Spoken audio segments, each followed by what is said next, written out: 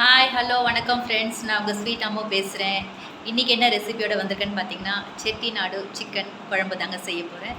வாங்க, செட்டிநாடு சிக்கன் குழம்பு எவ்வளோ ஈஸியாக, சிம்பிளாக, ருசியாக, காரஞ்சாரமாக எப்படி செய்யலாம், வீட்டில் இருக்க பொருளை வச்சு எப்படி செய்யலான்னு பார்க்கலாம்.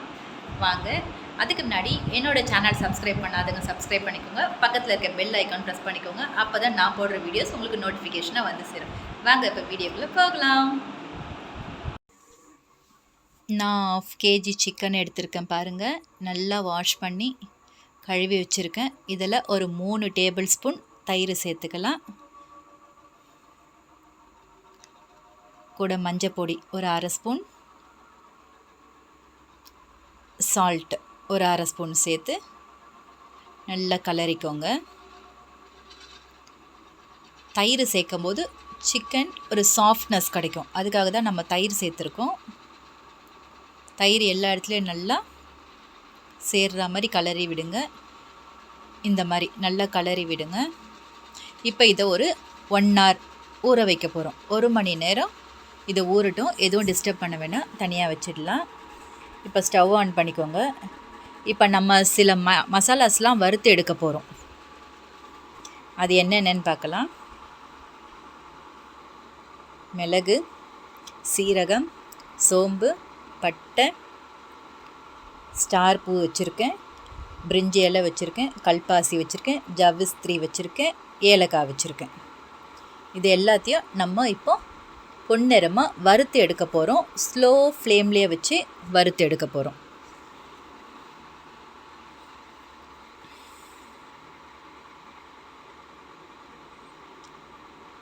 ஸ்லோ ஃப்ளேம்லேயே இருக்கட்டும், தீய வச்சிடாதீங்க.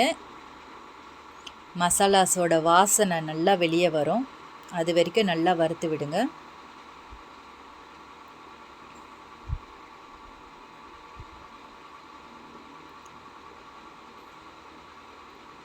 இது கூட நான் இப்போது லவங்கம் சேர்த்துக்கிறேன். ஏன்னா நான் லவங்கம் சேர்க்க மறந்துட்டேன். லவங்கம் சேர்த்து வறுத்து எடுத்துக்கலாம்.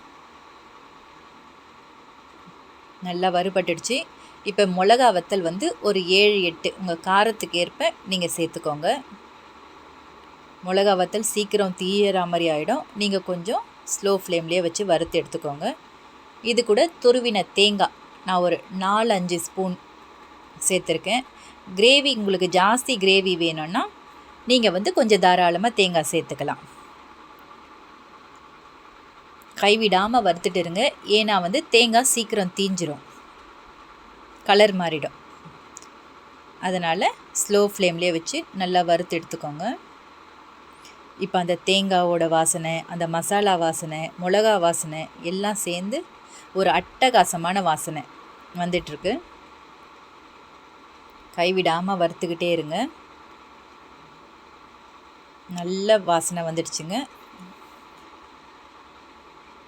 இப்போ இதை நம்ம ஒரு பிளேட்டில் மாற்றிக்கலாம். அது கொஞ்சம் ஆறட்டும். ஆறினவுடனே இப்போ நம்ம இதை வறுத்து எடுத்துகிட்டு வர போகிறோம், அரைச்சி எடுத்துகிட்டு வர போகிறோம். சாரி, ஒரு ஜாடி எடுத்துக்கோங்க. இப்போ நம்ம வறுத்த மசாலா எல்லாம் அது கூட சேர்த்துக்கோங்க.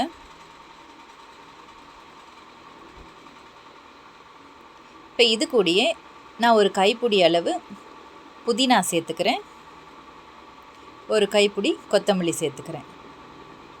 இப்போ நல்லா இதை தண்ணி விட்டு நம்ம அரைச்சி எடுத்துகிட்டு வந்துடலாம்.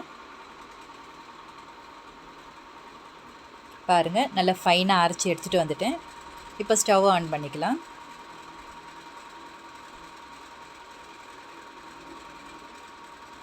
இப்போ நான் நல்லெண்ணெய் சேர்த்துக்கிறேன். நல்லெண்ணெய் சேர்த்துருக்கேன். நல்லெண்ணெயில் சேர்த்திங்கன்னா அது தனி டேஸ்ட்டு தாங்க. நல்லெண்ணெய் சேர்த்துருக்கேன். எண்ணெய் நல்லா காயட்டும். நல்லா காஞ்சிடுச்சு. இப்போ இதில் சோம்பு சேர்த்துக்கிறேன். சோம்பு நல்லா பொரிஞ்சு வரட்டும். 100 கிராம் சின்ன வெங்காயம் எடுத்திருக்கேன் நான். சின்ன வெங்காயம் ரொம்ப குளிர்ச்சி, அதே சமயத்தில் டேஸ்ட்டும் அதிகரித்து தரும். சின்ன வெங்காயம் 100 கிராம் எடுத்திருக்கேன். நார்மல் வெங்காயம் ஒரு சின்ன வெங்காயமாக பார்த்து கட் பண்ணி எடுத்திருக்கேன். ரெண்டுமே நான் உள்ளே சேர்த்து இப்போ நல்லா அது கோல்டன் ப்ரௌன் வர வரைக்கும் நம்ம வதக்கி கொடுப்போம்.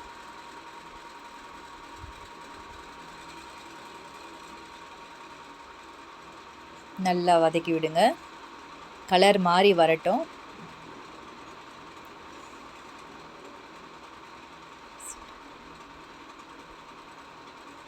சிக்கன் உங்களுக்கு பயங்கர ஹீட்டு. நீங்கள் சின்ன வெங்காயம் சேர்க்கும்போது சின்ன வெங்காயம் ரொம்ப குளிர்ச்சி, அதுக்காக தான் நான் சேர்த்துருக்கேன்.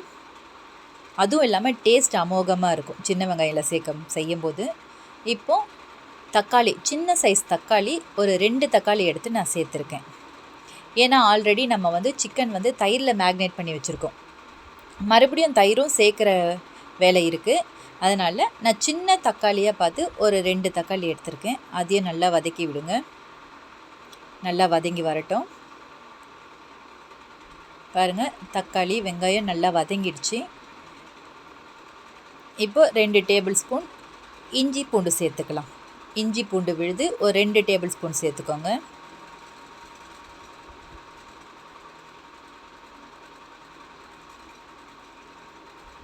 அது நல்லா பச்சை வாசனை போகிற அளவுக்கு வதக்கி விடுங்க.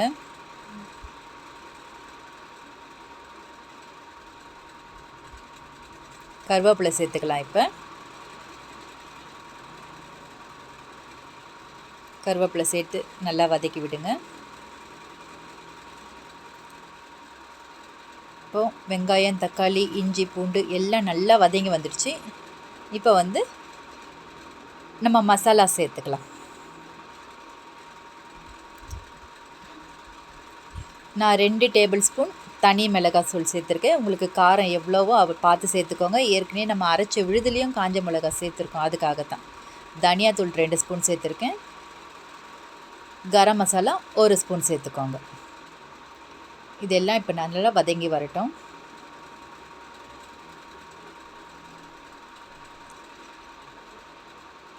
அந்த ரா ஸ்மெல் போகிற அளவுக்கு நல்லா வதக்கி விடுங்க.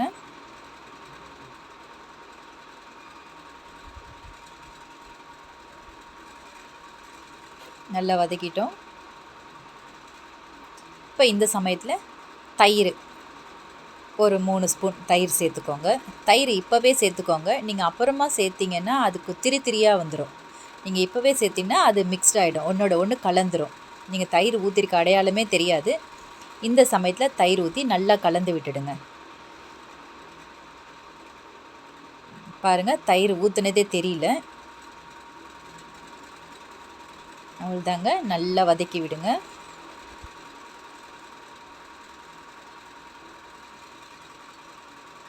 நல்லா வதக்கியாச்சு. இப்போ நம்ம அரைச்சோம் இல்லையா, அந்த விழுதை உள்ளே சேர்த்துக்கலாம். கொஞ்சம் போல் தண்ணி கலந்து அதை சேர்த்துக்கோங்க. இப்போ நல்லா வதக்கி விடுங்க.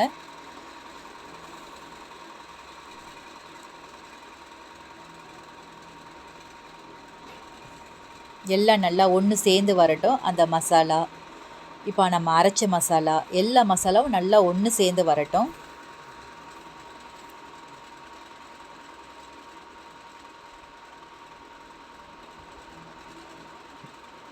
ஒரு கொதி வரட்டும். அது வரைக்கும் கொஞ்சம் வெயிட் பண்ணலாம். பாருங்கள், ஒரு கொதி வந்துடுச்சு. இப்போ நம்ம மேக்னேட் பண்ணி வச்ச சிக்கனை உள்ளே சேர்த்துக்கலாம். சிக்கனை உள்ளே சேர்த்து நல்லா கலரி விடுங்க.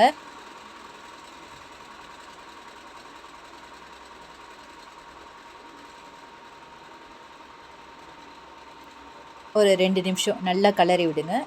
சிக்கனில் அந்த மசாலாலாம் இறங்கட்டும். இப்போ தேவையான அளவு நீங்கள் தண்ணி சேர்த்துக்கலாம். உங்களுக்கு இப்போ உப்பு சேர்த்துக்கோங்க. ஆல்ரெடி உப்பு நான் சிக்கனில் ஊற வைக்கும் போதே ஒரு 1/2 டேபிள் ஸ்பூன் உப்பு சேர்த்துருக்கேன். இப்போ தேவையான அளவு நீங்கள் சேர்த்துக்கோங்க. சேர்த்து நல்லா கலரி விடுங்க. இப்போ ஒரு தட்டு போட்டு மூடி வச்சிடலாம். இப்போ கொஞ்சம் வதங்கி வரட்டும்.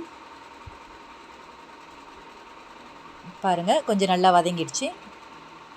இப்போ சிக்கன் வேகணும் இல்லையா, இப்போ உங்களுக்கு எவ்வளோ தண்ணி வேணுமோ இப்போ நீங்கள் கொஞ்சம் தண்ணி சேர்த்துக்கலாம். தண்ணி சேர்த்துக்கோங்க. தண்ணி சேர்த்து நல்லா கிளறி விடுங்க. உங்களுக்கு எவ்வளோ தண்ணி வேணுமோ இப்போ இந்த சமயத்தில் சேர்த்துக்கலாம். சேர்த்து நல்லா கிளறி விடுங்க. இப்போ தட்டு போட்டு மூடி வச்சிடலாம். நம்ம பாருங்கள், சிக்கன் நல்லா ரெடி ஆயிடுச்சு. அருமையாக ரெடி ஆயிடுச்சு. நல்லா கொதி வந்துடுச்சு. குழம்பும் நல்லா சுண்டி வந்துடுச்சு. கறியும் வெந்திருக்கு. நல்லா வெந்துடுச்சுங்க. அவள் தாங்க ஆஃப் பண்ணிடலாம். பாருங்கள், செட்டிநாடு சிக்கன் குழம்பு எவ்வளோ அருமையாக சூப்பராக செம்மையாக காரஞ்சாரமாக ரெடி ஆகிருக்கு. நீங்களும் இதே மெத்தடில் ஃபாலோ பண்ணுங்கள்.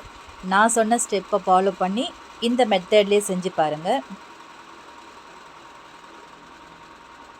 அருமையான செட்டிநாடு சிக்கன் குழம்பு தயாராகிடுச்சு. இதே மாதிரி நீங்களும் செஞ்சு பார்த்துட்டு எப்படி இருந்துச்சுன்னு எனக்கு கமெண்டில் சொல்லுங்கள். தேங்க்யூ.